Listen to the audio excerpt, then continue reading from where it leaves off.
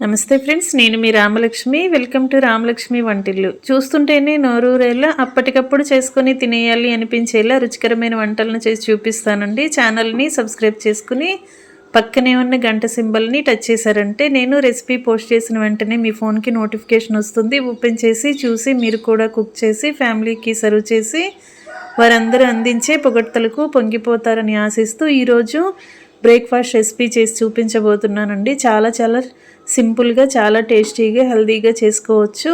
ఎప్పుడు ఇడ్లీనే కాకుండా ఒకసారి ఇలా కళాయి దోశని ప్రిపేర్ చేసి పిల్లలకి పెట్టండి. ఇలా 2 గిన్నెలు తీసుకోండి. దానిలోకి 1 కప్పు నిండా మినప్పప్పు తీసుకోండి. గుళ్ళు పప్పు అయినా పర్లేదు, ఇలా పొట్టున్న మినప్పప్పు అయినా పర్లేదండి. అలా తీసుకోండి. మనం ఏ కప్పుతో మినప్పప్పు తీసుకున్నామో అదే కప్పుతో 2 కప్పుల ఇడ్లీ రవ్వ తీసుకోండి. 1 కప్పు పప్పుకి 2 కప్పుల ఇడ్లీ రవ్వ తీసుకోండి. వాటిని వేరు గిన్నెల్లో వేసుకుని వాటి నిండా వాటర్ పోసుకుని బాగా నాననిద్దాం. 4 గంటలైనా నానబెట్టుకుని ఉంచుకుందాం. ఇలా మూత పెట్టుకుని పక్కన పెట్టుకుని 4 గంటల తర్వాత నేను మీకు చూపిస్తానండి. నానిన తర్వాత చూపిస్తాను. ఇలా నానింది కదా, వీటిని మొత్తం కూడా దానిపైన పొట్టంతా కూడా బాగా కడిగేసుకుని మిక్సీ జార్లో వేసుకుని మెత్తగా గ్రైండ్ చేసుకుందాం.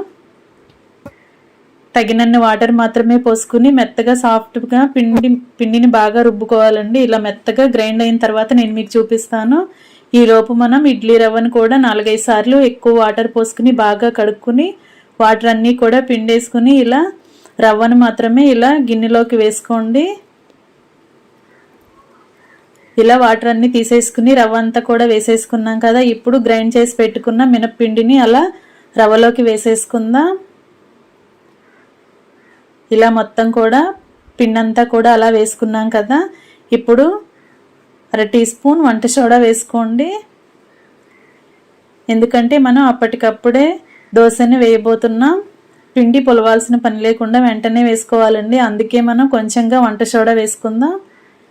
ఈ వంట సోడా ఈ రవ్వ పిండి అంతా కూడా బాగా కలిపేసుకుందాం.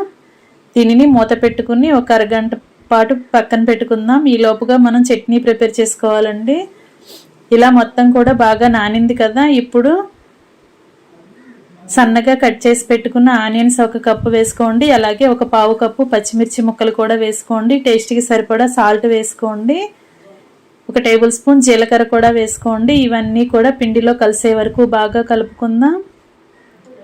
ఫ్రెండ్స్, ఈ దోశ అనేది చాలా టేస్టీగా ఉంటుందండి. మనం ఇడ్లీ అనేవి వేసుకుని ఆ ప్లేట్స్ అన్నీ కూడా కడగాల్సిన అవసరం ఉండదు. ఇలా ఒకే ఒక దోశ వేసుకుని తింటే చాలా హాయిగా కడుపు నిండా తిన్నట్లు అనిపిస్తుందండి. 1 దోశ తింటే చాలు.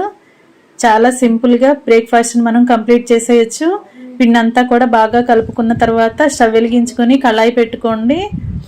2 టేబుల్ స్పూన్లు ఆయిల్ వేసుకోండి. ఆయిల్ని మాత్రం బాగా కాగించుకోవాలండి. బాగా పొగ వచ్చే వరకు కాగిన తర్వాత ఫ్లేమ్ని తగ్గించేసుకుని మనకి కావలసిన సైజులో పిండిని వేసుకుని దోశ వేసుకుని మూత పెట్టుకుందాం.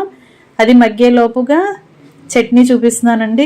ఘాటుకి తగ్గట్టుగా కొన్ని మిరపకాయలను వేపుకోండి ఆయిల్లో. అలాగే కొన్ని పల్లీలు కూడా వేపుకోండి. వాటిని మిక్సీ జార్లో వేసుకుని కొంచెంగా చింతపండు, అలాగే కొంచెం జీలకర్ర, వెల్లుల్లి రెబ్బలు కూడా వేసుకుని టేస్ట్కి సరిపడా సాల్ట్ వేసుకోండి. మనం పల్లీలు ఫ్రై చేసినప్పుడే కొన్ని కరివేపాకులు కూడా ఫ్రై చేసుకోండి. కరివేపాకు టేస్ట్ అనేది చాలా బాగుంటుంది. ఇప్పుడు ఒకసారి దోశను చూసుకుందాం. ఫ్లేమ్ని సిమ్లో పెట్టుకుని ఇలా స్లో ఫ్లేమ్లో ఉడికించుకున్నట్లయితే లోపలంతా కూడా పిండిగా లేకుండా చాలా చక్కగా ఉడుకుతుందండి. ఇప్పుడు వెనక వైపుకు టర్న్ చేసుకుని అటువైపు కూడా ఫ్రై అయ్యేలా చేసుకుందాం. మూత పెట్టుకుని ఫ్లేమ్ సిమ్లో పెట్టుకుని 2 వైపులా కూడా కరెక్ట్గా ఫ్రై చేసుకుందాం.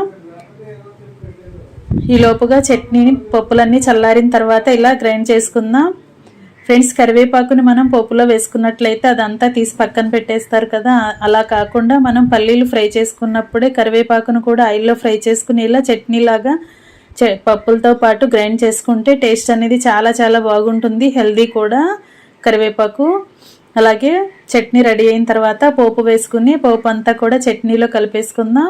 ఇప్పుడు కళాయి దోశ రెడీ అయిపోయిందండి. చాలా టేస్టీగా ఉంటుంది. మీకు చూస్తుంటేనే అర్థమవుతుంది కదా. పైన అంతా కూడా చాలా క్రిస్పీగా ఉంటుంది.